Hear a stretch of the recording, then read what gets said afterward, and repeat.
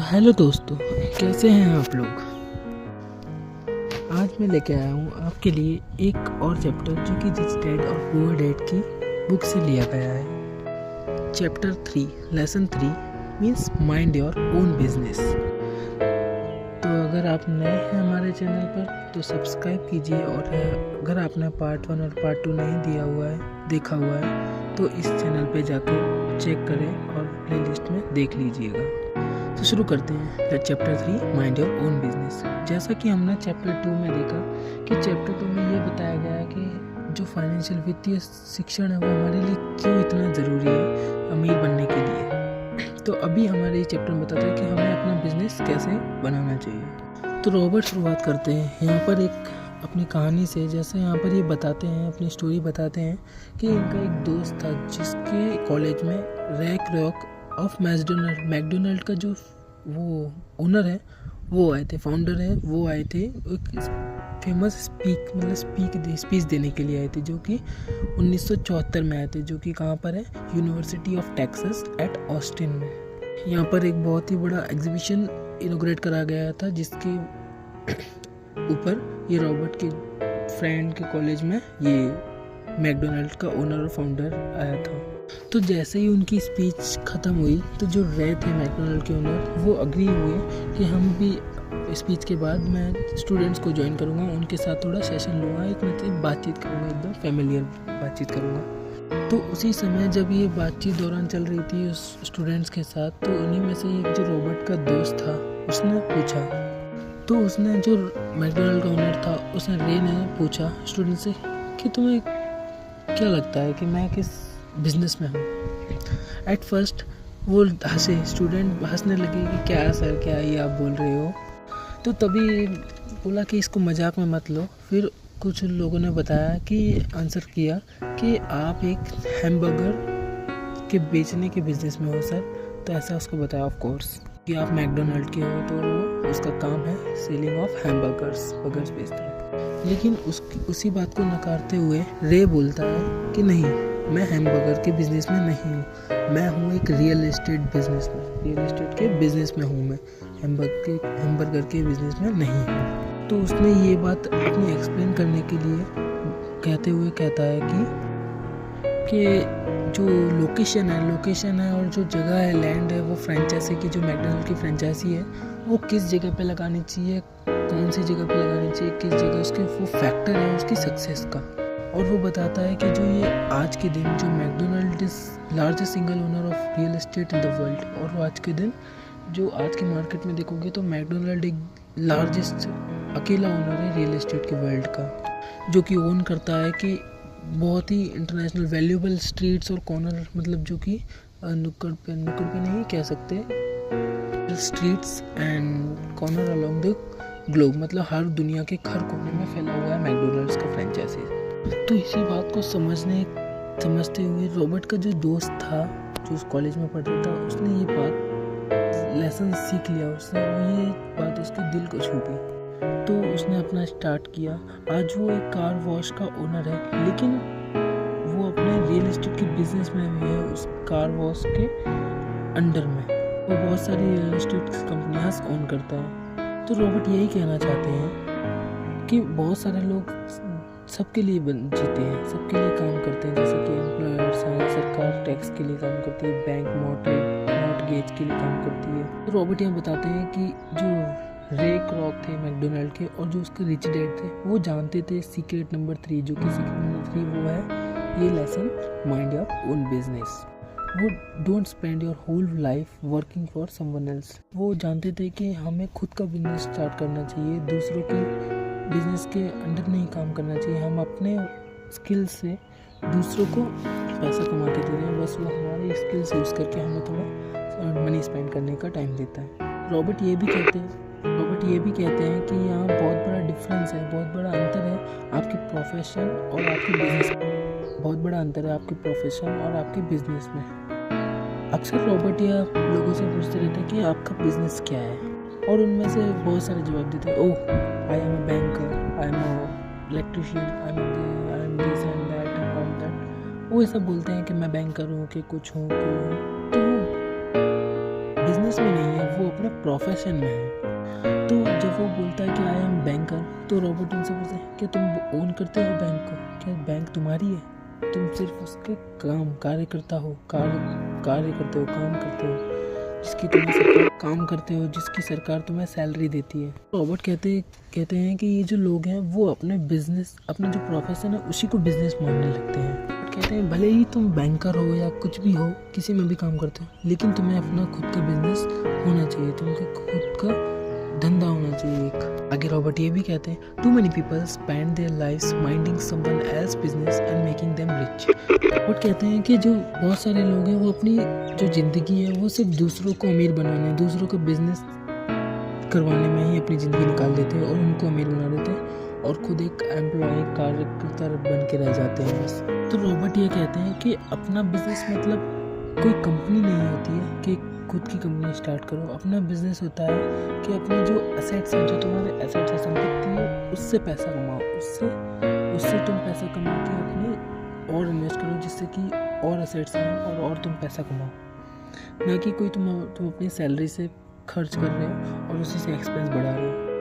Promotion और better job will only help you become more financial secure if the additional money is use to purchase income generating assets. But ये भी कहते हैं कि जो promotion है तुम्हारी जॉब में और उससे अच्छी जॉब सिर्फ तुम्हें एक फाइनेंशियली सिक्योर मतलब एक फाइनेंशियली मजबूत बनाएगी, ना कि तुम्हें अमीर बनाएगी। इसी का एक अधिकांश रीज़न है कि जो कारण है कि जो पुअर और मिडिल क्लास लोग होते हैं वो रूढ़िवादी हैं, क्योंकि उनका कोई वित्तीय नींव नहीं है, कोई फाउंडेशन नहीं है, फाइनेंशियल फाउंडेशन नहीं है। वे यह भी कहते हैं कि जो ये लोग हैं, मिडिल क्लास और पुअर लोग हैं, उन्हें सिर्फ अपनी जॉब से चिपके रहना है और उसी से लगे रहना है। वो सेफ खेलना चाहते हैं, मतलब सेफ सिक्योर रहना चाहते हैं, वो रिस्क लेने के लिए अफोर्ड नहीं कर सकते, ऐसा कहते हैं वो।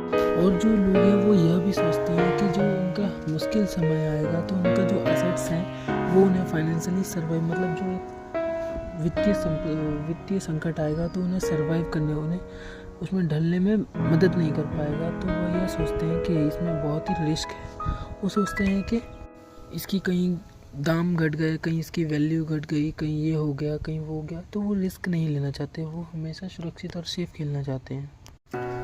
तो बहुत अक्सर जो बैंक होती है वो तुम्हें अलाउ करती है कि तुम अपने एसेट्स खरीदो, उसके लिए पैसा देती है, लोन देती है, लेकिन जो लेते हो वो तुम्हारे ट्रू एसेट्स नहीं है, वो तुम्हारी लायबिलिटीज़ हैं, एसेट्स नहीं है, देनदारियाँ हैं। एक बार जो बैंक ने रॉबर्ट को लोन देने से मना कर दिया, क्योंकि वो ये जानती थी कि ये कितना पैसा कमाता है अपने रेंट से, अपने जो उसका घर है उसका रेंट से वो बहुत पैसा कमाता है। वो जानते हैं कि इसके पास कोई नॉर्मल जॉब नहीं है, तो जो रॉबर्ट है वो अपने एसेट से पैसा कमा रहा है, ना कि कोई जॉब से। जो नेटवर्थ है, जो उनकी सालाना इनकम है, वो नहीं है जो लोग सोचते हैं। लोग सोचते हैं कि जो उनकी सैलरी आई है, सैलरी से वो नेटवर्थ है, लेकिन रॉबर्ट के हिसाब से वो नेटवर्थ है जो कि उनके एसेट से मनी आती है, जो इनफ पैसा, जो उनके एसेट, जो संपत्ति से पैसा आता है, वो उसकी नेटवर्थ होती है। अगर तुम्हारी इनकम है तो तुम्हें इनकम का टैक्स भी देना पड़ेगा।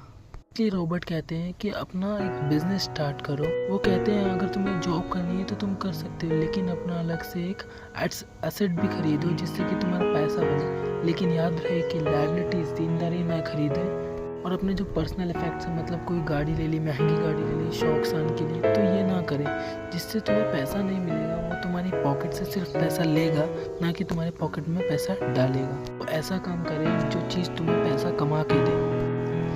Keep expense low, reduce liabilities and diligently build a base of solid assets. But ये कहते हैं कि अपने जो खर्चे हैं वो कम करो, reduce liability, देनदारियाँ बंद करो, और अपने diligent तरीके से मेहनत करके वर्क करो और एक solid asset बनाओ। Parents need to teach young people this before they leave home, so they understand what a true asset is, won't find themselves trapped in the lifestyle of debt. Robert ये भी कहते हैं कि जो parents हैं तो उन्हें जो अपने यंग बच्चे हैं उन्हें ये सिखाना चाहिए। जब यंग बच्चे उनके पैसा कमाने के लिए घर से बाहर निकलते हैं तो उनसे पहले ये सिखा देना चाहिए कि एसेट्स क्या है और लायबिलिटी क्या है। उन्हें ये बताना होगा कि कहीं ये आगे चलकर अपनी जो लाइफस्टाइल है उसके कर्ज में तो ना डूब जाएं। रॉबर्ट के according to Robert says real assets falling into the following categories. ये बताते हैं कि नीचे दिए गए जो है रियल एसेट मतलब संपत्ति जो है एसेट्स क्या है वो मैं बताता हूँ। Number 1, business that do not require his presence, मतलब कि वह बिजनेस जिसमें जो ओनर है उसकी ज़रूरत ना पड़े तो वो तुम्हारा एसेट्स होगा। He owns them but they manage और run by others. If he has work there it is not a business, it become job. तो ऑथर कहता है, ये जो रॉबर्ट है वो कहते हैं ऐसा बिजनेस करो जिसमें तुम्हें तुम्हारी ज़रूरत ना हो, किसी और के द्वारा वो चलाई जा सके। अगर तुम उसमें काम करते हो वो तुम्हारा बिजनेस नहीं है, वो तुम्हारी जॉब है। दूसरे नंबर का एसेट्स रॉबर्ट बताते हैं स्टॉक्स। तीसरे नंबर का एसेट्स बताते हैं बॉन्ड, जो बॉन्ड बनाते हैं हम किसी पार्टनरशिप में वो। चौथे नंबर पर वो बताते हैं कि इनकम जनरेटिंग रियल एस्टेट, ये एक एसेट्स है। पाँचवें नंबर पे वो बताते हैं नोट्स। छठवें नंबर पे वो बताते हैं royalty from intellectual property such as music, script and patent, जो मतलब रॉयल्टी मिलती है अपनी इंटेलेक्चुअल प्रॉपर्टी मतलब बुद्धिमत्ता से कैसे पैसा कमाया जाए, वो एक तुम्हारा एसेट है। लास्ट में 7वां नंबर, कुछ भी चीज़ जो तुम्हारे इनकम प्रोड्यूस करती है, जो कि तुम्हारी पॉकेट में पैसा डाले ना कि तुम्हारी पॉकेट से पैसा ले, वो एसेट्स है। रॉबर्ट ये कहते हैं कि तुम्हें वो एसेट लेना चाहिए जिससे तुम्हें प्यार हो, जिससे तुम्हें अच्छा लगता हो। जैसे कि रॉबर्ट लेते थे रियल एस्टेट और वो अपनी बहुत सारी टाइम उसी पर इन्वेस्ट करते थे और उसी पे वो थिंकिंग सोचते थे और शॉपिंग भी उन्हें बहुत अच्छी लगती थी। रॉबर्ट ये कहते हैं अगर तुम्हें रियल एस्टेट अच्छा नहीं लगता तो तुम उसमें इन्वेस्ट ना करो। Robert also loves the stocks of small startups companies because he himself is an entrepreneur. Some are afraid of risk of such small companies, but he sees these are place to take fortune.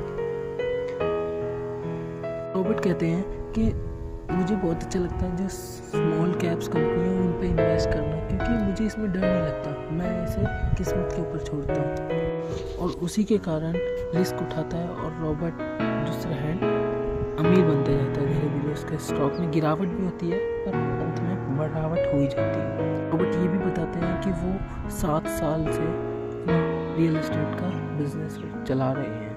ये भी बताते हैं कि जब मैं marine corps और xerox के साथ काम करता था तो तब मैं अपना बिजनेस स्टार्ट करता था। वो कहता था मैं जॉब भी करता था लेकिन मैं मोस्ट ऑफ एक्टिव रहता था अपने एसेट्स कॉलम की तरफ, ट्रेडिंग करता था रियल एस्टेट पे और स्मॉल स्टॉक्स पे। तो जितना ज़्यादा तुम अकाउंटिंग और कैश मैनेजमेंट में अच्छे रहोगे उतना ही अच्छा तुम बेटर एनालिसिस कर पाओगे और अपनी इन्वेस्टमेंट कर पाओगे और एक अपनी खुद की बिल्डिंग कंपनी बना पाओगे, तुम्हें अमीर बनने में मदद करेगी। रॉबर्ट एक एग्जांपल से बताते हैं कि एक लग्जरी वो है जो तुम्हें इन्वेस्टमेंट, जो तुम्हारे रियल एसेट से इन्वेस्टमेंट उससे तुम्हें लग्जरी मिले। तो वो एग्जांपल लेते हैं कि उनकी जो वाइफ थी किम, उसके पास एक अपार्टमेंट हाउस था, उससे एक्स्ट्रा मनी आ रही थी तो उसने वही एक्स्ट्रा मनी से उसने एक मर्सिडीज़ खरीदी ब्रांड न्यू। तो उसकी जो इनकम थी उस पर उसका कोई अंतर नहीं पड़ा, क्योंकि जो मर्सिडीज़ आई वो किससे आई, जो उसके अपार्टमेंट्स थे, बहुत सारे घर थे, उसके रेंटों से आई, जो किराए से आई, जिससे उसकी जो वाइफ थी उसको कोई एक्स्ट्रा काम भी नहीं करना पड़ा, उसके एसेट्स से उसकी लग्जरी बनी। तो इसीलिए कहते हैं अपने एसेट्स से बनाओ, अपनी लग्जरी बनाओ। तो जो मोस्ट ऑफ लोग क्या करते हैं, पहले लग्जरी लेते हैं कि हमने ये ले लिया, महंगे शो ऑफ करते हैं कि ये महंगी चीज़ ले ली, ये चीज़, लेकिन रियलिटी में वो महंगे जो मिडिल क्लास और ये लोग होते हैं जो दिखावा करते हैं वो अमीर नहीं होते, वो सिर्फ दिखावा करने के लिए अपने कर्ज में डूबते जाते हैं और दूसरी तरफ दिखाते हैं कि हम बहुत ही अमीर हैं। तो इसीलिए रॉबर्ट कहते हैं build the asset column and let the income generate by those assets pay for the luxury.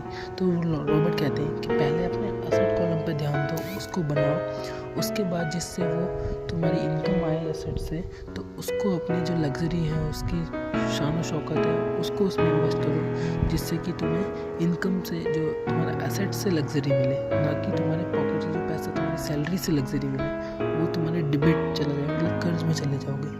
तो यही था chapter 3 mind your own business, मतलब अपना खुद का बिजनेस करो, किसी और के अंडर में काम ना करके। अगर करना है तो करिए, जॉब भी करिए, लेकिन अपना एक खुद का बिजनेस भी करिए। Thank you.